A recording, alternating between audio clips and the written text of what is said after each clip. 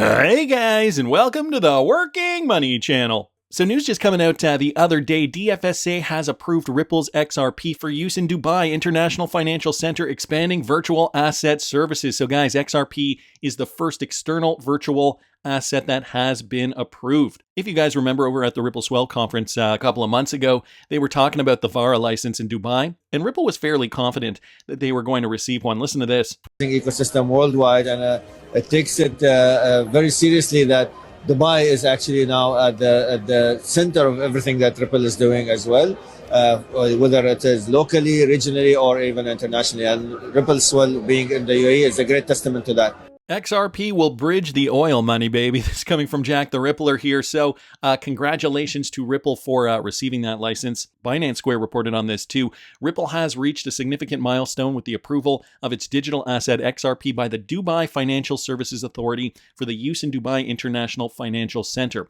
This innovation represents a significant growth in the DIFC's digital asset ecosystem by enabling licensed virtual asset companies to incorporate XRP into their service offering. So it is official. I don't think XRP was not being used before, but now they've got the official go-ahead by the government by receiving the new approved VARA license. The DFSA's authorization of XRP is notable because it makes history as the first external virtual asset to obtain regulatory clearance within the DIFC's framework. Previously, only Bitcoin, Ethereum, and Litecoin were approved. This acknowledgement gives XRP regulatory backing and legal clarity in one of the most important financial centers in the Middle East. So Dubai has been fairly influential. As you guys probably know, Ripple does have an office there. They also held Swell there this past year. The United Arab Emirates has established itself as a frontrunner in terms of virtual asset regulation. The extensive framework of the DFSA guarantees investor protection, promotes innovation, and assists the development of the fintech and cryptocurrency industries in Dubai. The establishment of the Virtual Assets Regulatory Authority demonstrates Dubai's commitment to maintaining high levels of risk assurance while promoting technological advancements in financial services. So guys, XRP now good to go in the UAE. Wanted to thank Jack the Rippler there and Ian Binns for posting that. We're seeing crypto regs starting to formulate around the world. Michael Branch posting this. Bitstamp has announced that it will delist Tether's EuroPeg stablecoin. And this because of the MiCA regulations, of course. Bitstamp has decided to delist the EURT or the EURT in preparation of Europe's MiCA regulations that will come into effect in 3 days. So Bitstamp has announced that it will delist the EURT. Other exchanges like Uphold are also delisting stablecoins in response to MiCA. Meanwhile, North Carolina's General Assembly passed a bill that bans the state use of central bank digital currencies. So we're getting a bit of a pushback from, North Carolina's General Assembly specifically. In the UAE, new regulations might ban crypto payments unless they are backed by UAE dirhams, which is their fiat currency, which could deliver the country's digital economy a big blow, according to Irina Heaver. South Korea has also tightened its crypto regulations as the South Korean government approved a decree on the enforcement of the Act of the Protection of Virtual Asset Users. So we're getting a bit of a snapshot here around the world of what is going on, but it's all happening fast and furiously, guys. Of course, these guys realize the new financial system is ready and waiting to be implemented. So now it's about the crypto regulations, governments to get on board and to come up with, a regulatory framework for their respective jurisdictions. And, there's going to be butting heads. We've seen it in the United States, with regards to Democrats and Republicans, their ideologies on cryptocurrencies. Hopefully in other jurisdictions around the world, we won't see so much infighting, but there's always going to be this type of friction before we see an ultimate framework rolling out. But guys, once that happens, and we're in the midst of it right now, I've been saying it would be beneficial if they hopped on to the liquidity that we're currently seeing in the market. If we do see, when we do see that FOMO phase kick in, if they take that opportunity to leverage, cryptocurrency liquidity from the spec market and run with that liquidity, I think that makes the most sense. So I think they're trying to, get all this sorted by at least the end of 2024, so that by 2025, when we're going to see the bulk of those gains, we will be good and ready to go. So wanted to thank Michael Branch for posting that. Guys, I also happen to see this from Ripple partner Archax. They've just made Arbordan money market fund accessible and transferable on the Algorand blockchain using the Quantos EURD or EURD electronic money token. So Archak's a partner of Ripple, but also a partner of Algorand, another one of those cryptocurrencies that I'm trading in my legacy portfolio over there at patreon.com/workingmoneychannel. One of the ones that I think is very undervalued right now, by the way. But here's what's going on. Today, the Algorand Foundation, Archak's, and Quantos Payment announced the first ever tokenized money market fund has arrived on the Algorand blockchain following the issuance by Archak's of tokenized interests in Arbidon or ABRDN. I don't know how to pronounce that. That's not a word. Integration between Quantos' payment and Archak's allows for the use of the EURD electronic money on the Archak's digital assets platform. So a euro-denominated stablecoin, native no-code atomic settlement, and the EURD/fund token in peer-to-peer secondary market transactions enables instant execution of interdependent transactions in a predefined order. So they're combining robust tokenized assets, on-chain digital money, and native atomic settlement. The partners have been able to illustrate the feasibility and efficiency of moving the end-to-end investment and cash settlement process on-chain, investment, asset transfer, trading, settlement, and distributions. There's a few quotes here in the press release. I will link this in the description of the video for you, but I just wanted to bring this to you guys to demonstrate how, even these Ripple partners leveraging other blockchain companies too, because it's going to be a world of interoperability, of integrated technologies, leveraging the best cryptocurrency for the best purpose, and it's all going to be running on the blockchain. These cryptocurrencies, guys, there's only going to be a handful that'll have real value, I think, I don't know, by the end of this cycle, maybe by late 2025 or so. So be sure to know what you're trading. Be sure to know why you're trading it. What's the purpose of trading said coins? Have goals, have cash out points, have exit strategies, all things that I'm going to be discussing and have been discussing over there at patreon.com/workingmoneychannel. It is only $5 a month, and I have made it affordable for you guys to follow me throughout. I don't want to gouge you guys. I know some guys have, trading plans that they sell for, $100 a month or whatever. I wanted to keep this affordable because I think we all deserve it. We all need to win this bull run. We need to all be on the right side of the trade, do we not? Going to keep moving along. Ripple just announced this too, guys, just the other day, how Ripple applies blockchain technology to solve payment reconciliation challenges. The reconciliation process, I think, is the crux of Ripple's technology here, recognizing the importance of user experience. Okay, Ripple Payments includes customizable reporting features and a reporting user interface that continues to improve over time. Users can generate reports tailored to their specific needs, thus expediting the reconciliation process.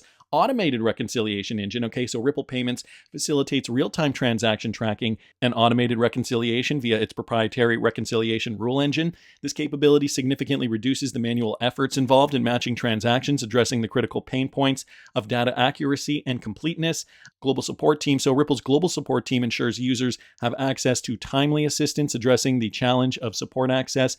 These resources play a crucial role in swiftly resolving discrepancies and providing users with the necessary guidance to navigate the Ripple Payments platform. I also happen to notice that XRP Drops just posted a little video here demonstrating this. So the video does not have any audio, but I will just play it for you guys here. He comments on the article, just in the new Ripple article, user experience of Ripple Payments with customizable reporting features and a reporting user interface. And so here it is, guys. Recent developments and future roadmap include data quality and completeness enhancements, payment analytics widget, scheduled reporting and filters. Ripple Payments will soon offer expanded scheduling, reporting, and advanced filters, allowing users to automate the reporting process further and focus on data relevant to their reconciliation tasks. So this video just shows, you guys can see here, default selected data template. You can select the template. You can select a data range here, and you can choose what you want to do, right? You can create the report, and it'll basically just generate the information that you request from them here. I will link this video in the description of the video for you guys if you guys are interested, but just a little demo just to show you guys what is going on behind the scenes, how Ripple has now created an interface, or has created it a while ago, but demonstrates here the interface for the reconciliation process using Ripple Payments. So pretty cool. I guess more interesting maybe if you're a banker, but still cool to see what's going on behind the scenes. XRP Drops also posting this with regards to SBI Ripple Asia and their history, guys, going back to 2016. Now, the reason I'm posting this is because Brad Garlinghouse did recently just make an appearance discussing the bank consortium in Japan and how the 61 bank members are moving into the future with new technology for payments.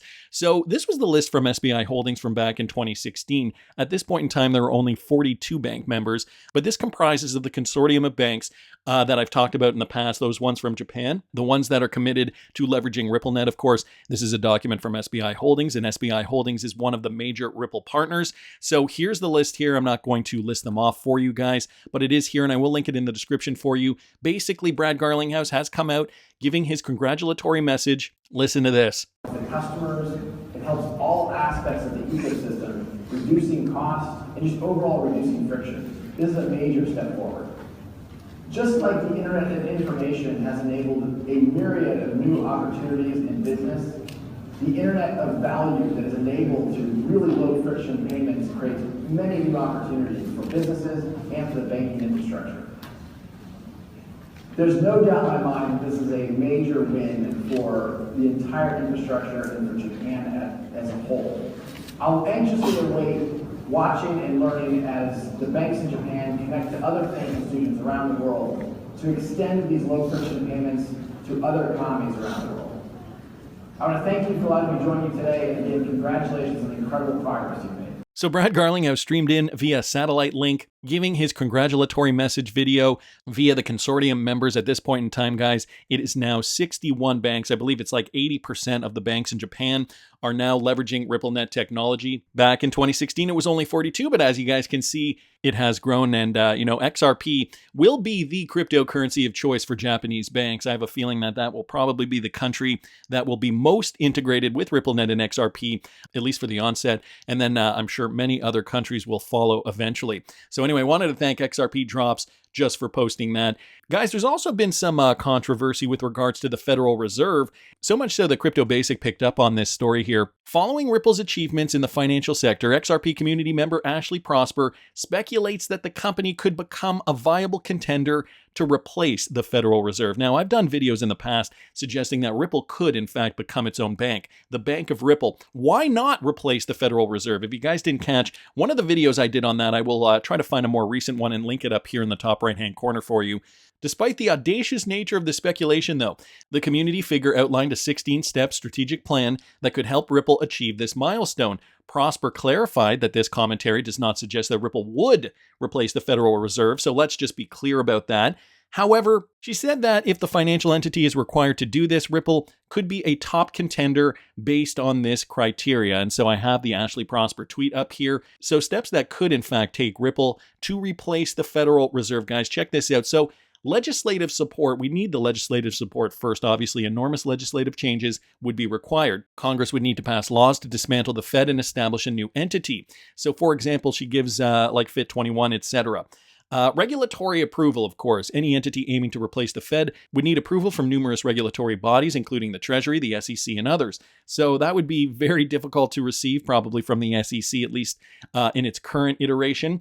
Then she goes on to talk about Ripple's October 2013 meeting included officials from 13 plus government agencies and members from both agencies currently that sit on Ripple's board and legal team. You got to remember, Ripple's board is loaded, guys. A lot of the people that sit on the board have already have experience in legal regulatory agencies. Michael Barr currently used to be a member on the board of directors at Ripple, and he currently has a position at the Fed. I think it's the Fed.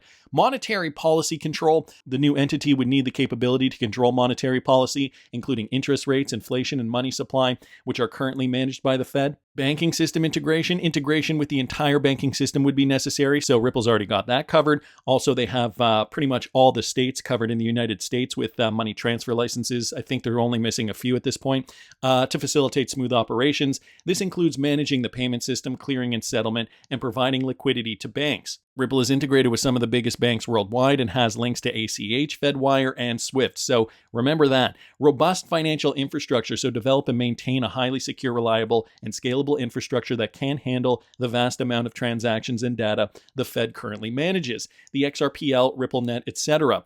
Then she goes on to talk about cyberspace, implement top-tier cybersecurity measures to protect against threats to ensure the integrity of one financial system. Then they've got to build trust. Of course, Ripple's very good at that. Establish widespread trust among financial institutions, businesses, and the public. Trust is obviously paramount for a central bank. Public scrutiny in court, 1,700 plus unannounced partnerships or contracts, etc. Remember, there are NDAs that still have not disclosed all of Ripple's partnerships.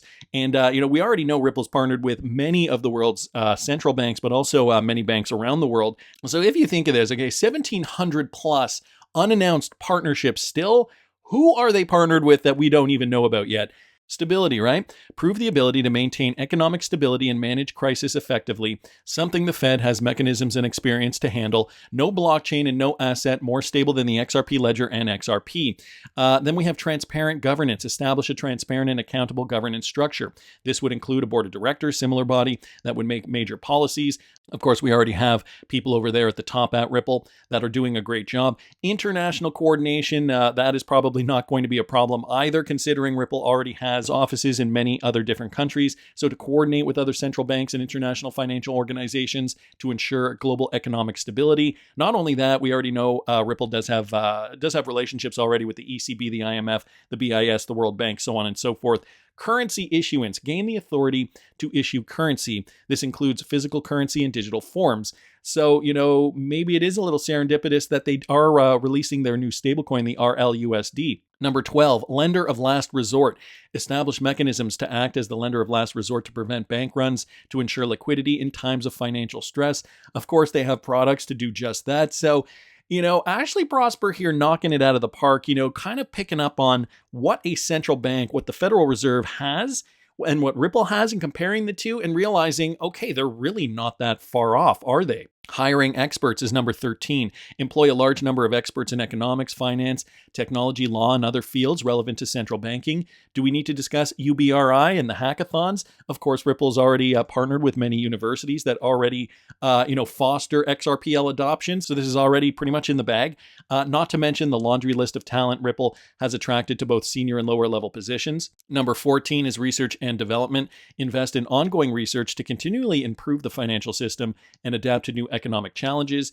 Number 15, detailed transition plan. Create a detailed and phased transition plan to shift responsibilities from the Fed to new entities without causing economic disruption. So that would have to rely also on other governments. Number 16, public communication. Develop a comprehensive strategy to communicate with the public and international community about the changes and benefits of this new process. Now, Ripple is no stranger to the education process. They've been on the forefront of this from the beginning, trying to get banks and other institutions on board, and they've been pretty successful.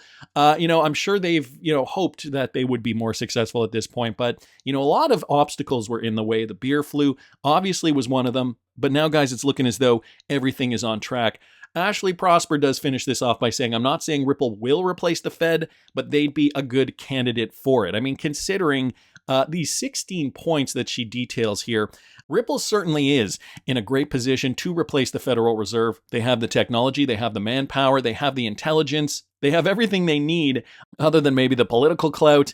We know the class that's working there at the SEC in the back pockets of the current banking system. So, that would probably be the largest factor preventing them from becoming or from replacing the Federal Reserve, rather. But that's just my opinion. I want to hear what you guys think. Please subscribe to the channel if you haven't already. Like the video if you like the content I'm providing. I always love hearing your comments. See you in the next one, guys.